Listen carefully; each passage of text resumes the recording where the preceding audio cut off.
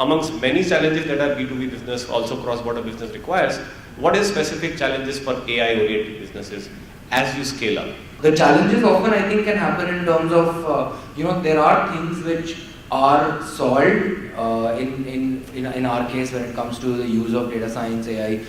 There are things which we are trying to solve. A big challenge that I don't think has yet been solved to a very, very large extent would be really understanding human emotions. The base level of it, people say that there's sentiment analysis where they look at a smiley and things like that, but something as simple as someone says, my mother is ill, or I just came from my grandfather's funeral, and the bot will reply saying no problem, how do you really get to that level, right? And in our case, that stuff like that ends up becoming extremely important is because a lot of systems that we are using, in some cases we would, the users of the products would explicitly know that there is a bot behind it. The problem with AI in particular, especially given the scope of change it has, is expectation setting.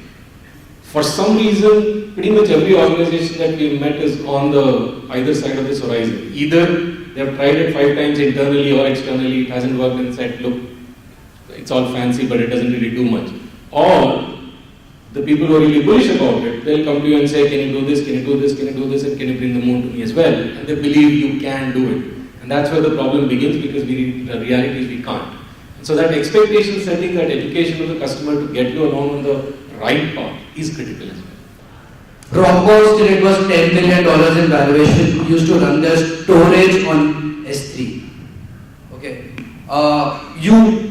I would strongly recommend not to reinvent TensorFlow and a bunch of these things. The cost to use them is absolutely nothing as compared to the expertise you pay for by like I have a team of more than a dozen people. Sir, I think you're busy with your cell phone, but yeah. So we have a team of over a dozen PhDs, right? Like which I've handpicked from universities around the world. It has taken me 3 years to build that, and that amount of bandwidth is still just sufficient to make a meaningful delta using all of these bases.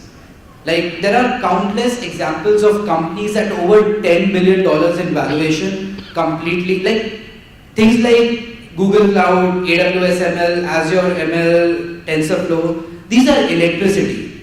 Yes, you can build your own coal power plant, but I don't think it's economically viable.